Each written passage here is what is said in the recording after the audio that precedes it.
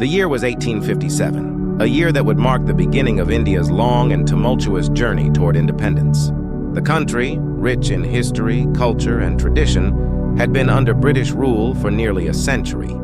The British East India Company had gradually extended its control over vast territories in India, exploiting its resources and people for profit.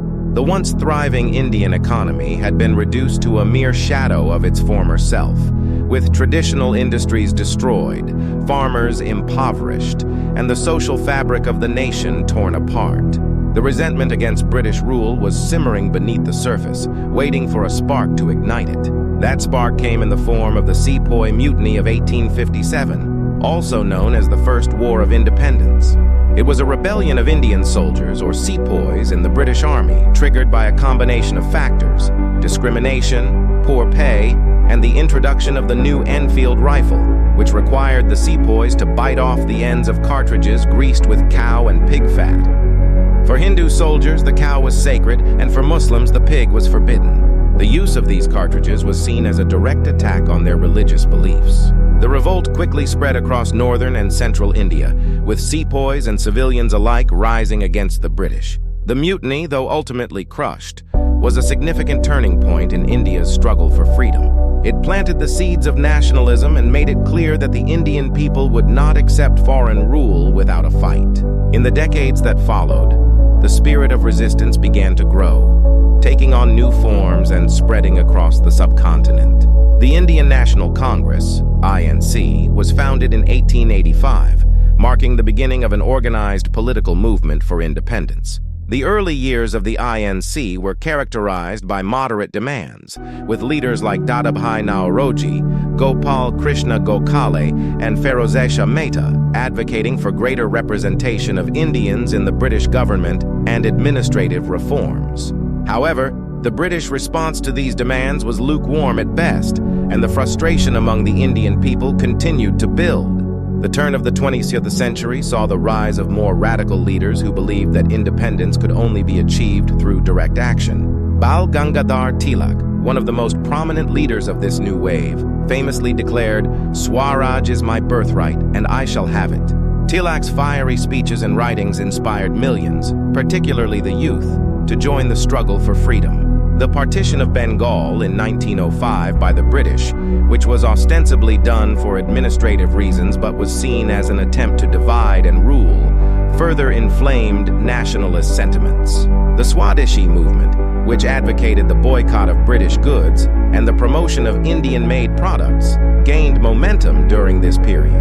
It was a powerful expression of economic nationalism and a direct challenge to British economic interests in India. As the movement for independence gained strength, it began to attract the attention of the global community.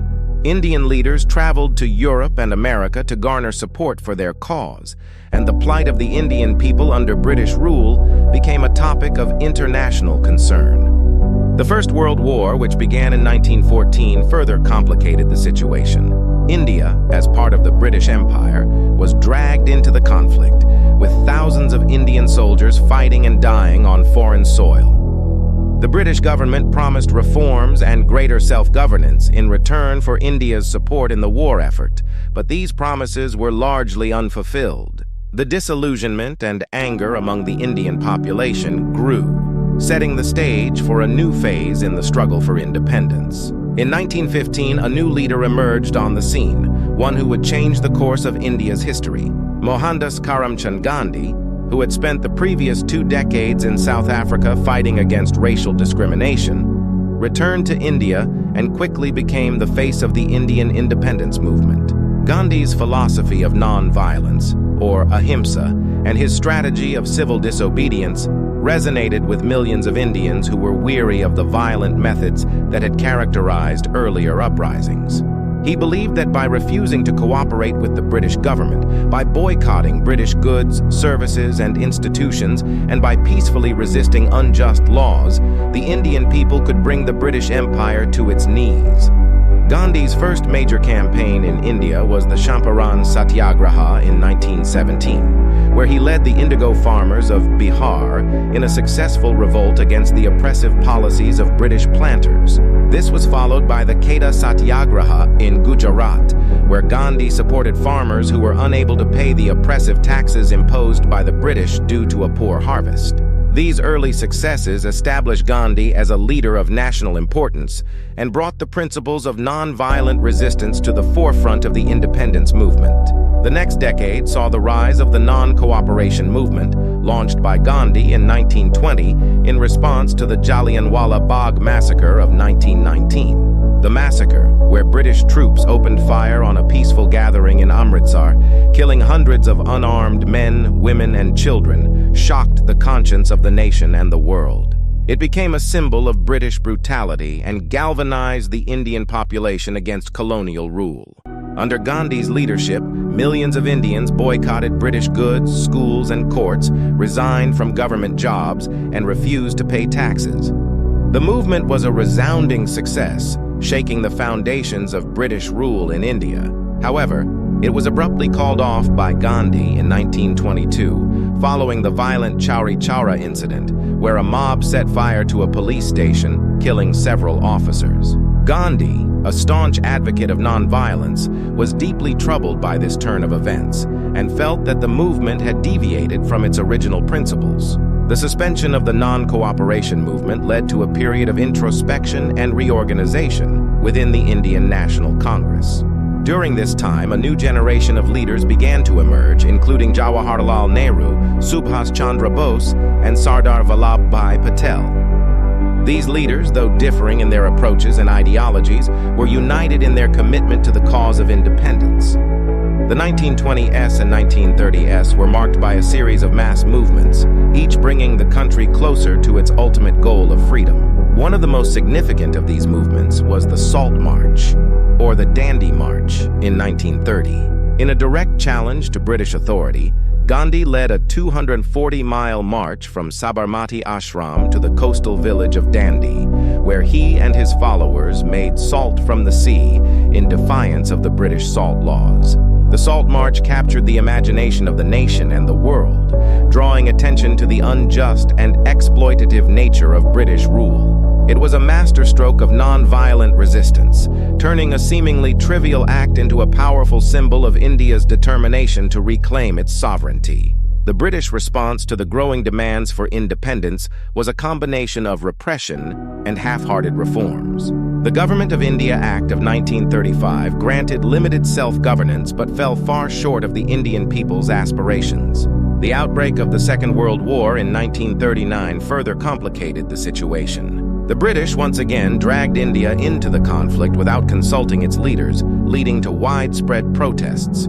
The Quit India movement, launched by Gandhi in 1942 with the demand for an immediate end to British rule, was met with severe repression. Thousands of leaders and activists were arrested, and the movement was brutally crushed. But the demand for independence had reached a point of no return.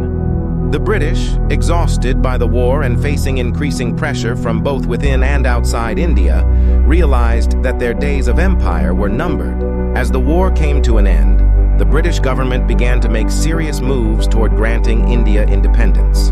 However, the question of India's future was complicated by the growing demand for a separate Muslim state, led by Muhammad Ali Jinnah and the All India Muslim League. The demand for partition based on religious lines created deep divisions within the country. The British, eager to exit but unwilling to leave a unified India, seized upon this division.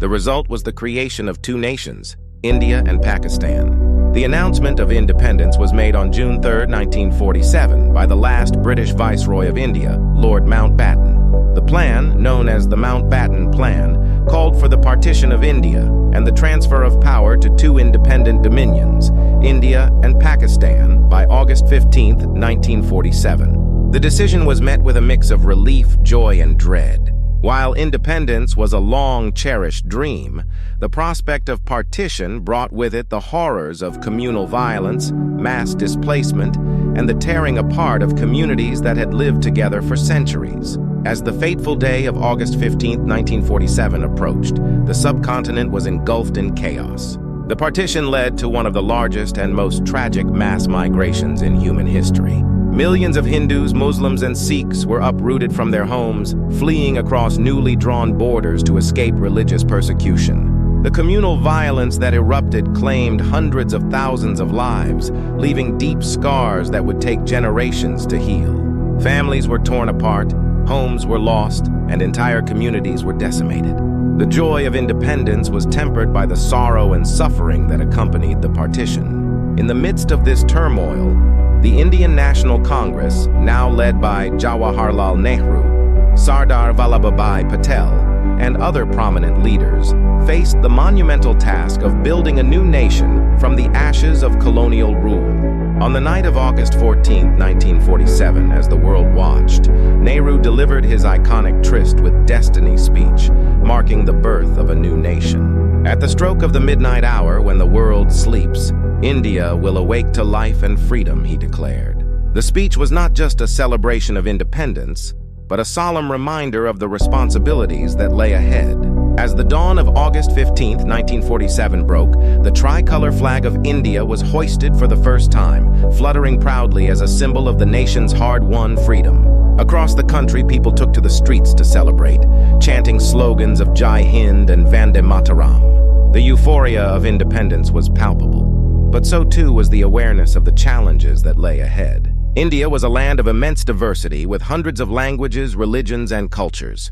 The task of uniting such a vast and diverse nation under a single democratic framework was daunting. But the leaders of independent India, guided by the principles of democracy, secularism, and social justice, were determined to build a nation that would be a beacon of hope and freedom in the world.